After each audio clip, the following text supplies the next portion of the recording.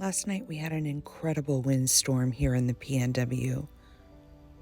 This is very common for us in the fall season. These gusts of wind come from the mountains, and they really just cause a reverberation across so many little towns where, we have these amazing pathways and these amazing waterfalls and all these little places that trickle down from the mountains.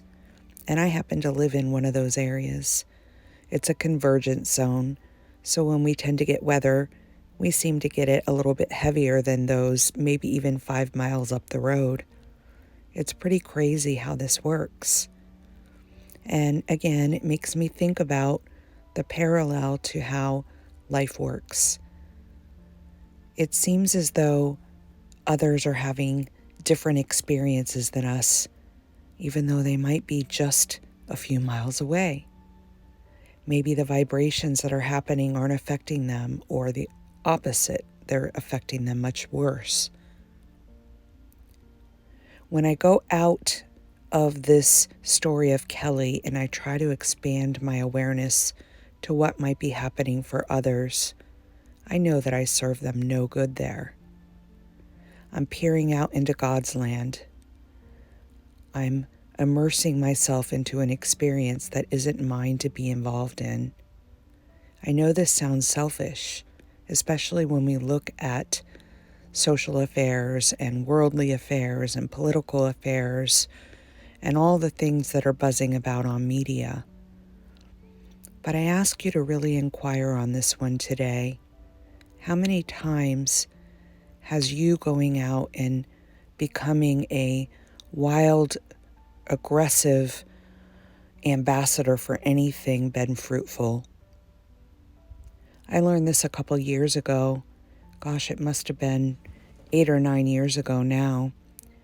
We had a horrible situation in our neighborhood where a young girl was decapitated. I hate to say it, but that's what happened.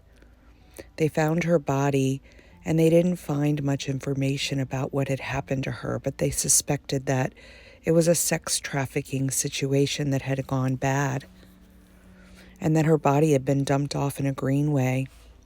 They even suspected who had done it.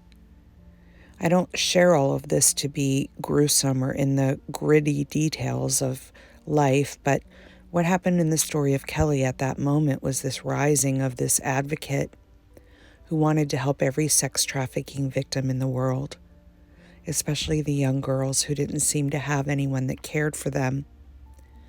I started creating campaigns of awareness for people to understand that this was happening really very prevalently, pretty much everywhere. But I lost myself in the part, you see, because I got very immersed in each and every story. I took on the sadness of those stories. I began to get connected with the families to try and help them resolve some of these unresolved cases. And what I noticed in the story of Kelly in this teen advocacy work was I really was down in the trenches. I wasn't assisting anyone. I was becoming part of the problem, you see.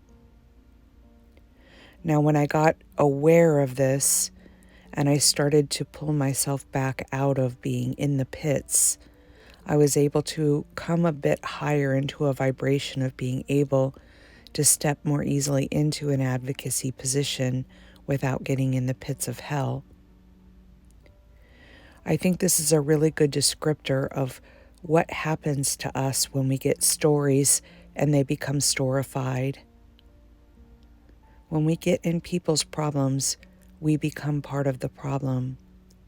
But when we get our oxygen masks on for ourselves, we're able to then reach our hands down and help lift others up. This by no means says that you do nothing, that you don't advocate for things in the world, that you become a meaningless, subjectiveless, selfish person who just goes into their own proverbial bubble and tunes everything but love out. That's not what's being said here, nor is it what's being conveyed. It's quite the contrary. I found that as I'm no longer in other people's problems, I'm in a much more intimate, compassionate, and empathetic space to truly hold ground for them, to emotionally be available to them, to hear them, to look them in the eyes, take their hands, rock with them, be with them. I don't join them in their suffering. I see that their suffering is just part of the illusion. And in my ability to stay in my own vibration, I'm somehow able to offer them that love, that unconditional sanctity, that sanctuary of protectiveness, feeling held and feeling loved. Ask yourself when you're in your own suffering what you need. Do you want someone climbing into combat with you?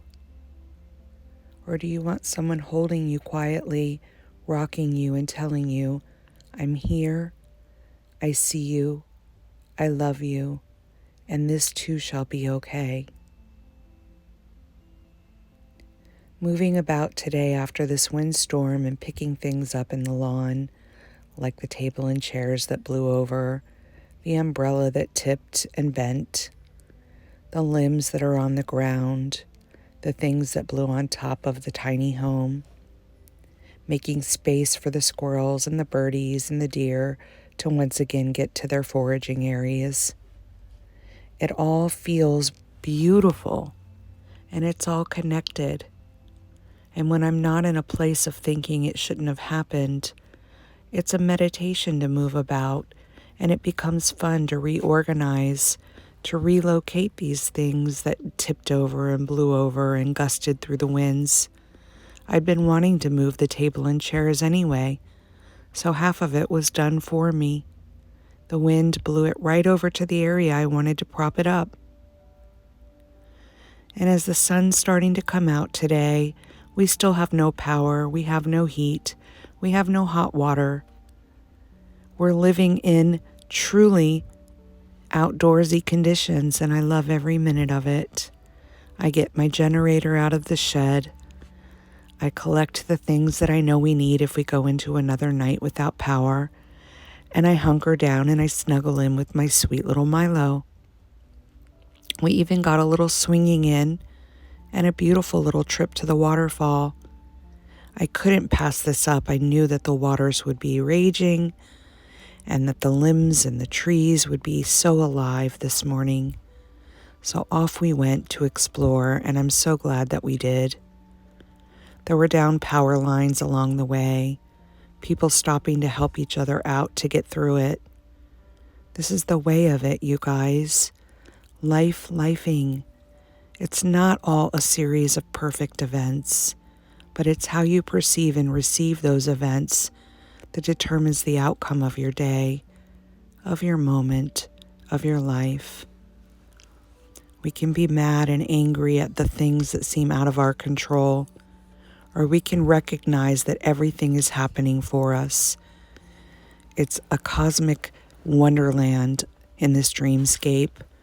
Enjoy it all, attach to none of it, and see the joy in the advocacy, the lovingness, the gratefulness, all of the bits and pieces that your character is. Celebrate all of them. Enjoy them all. Until next time, much love.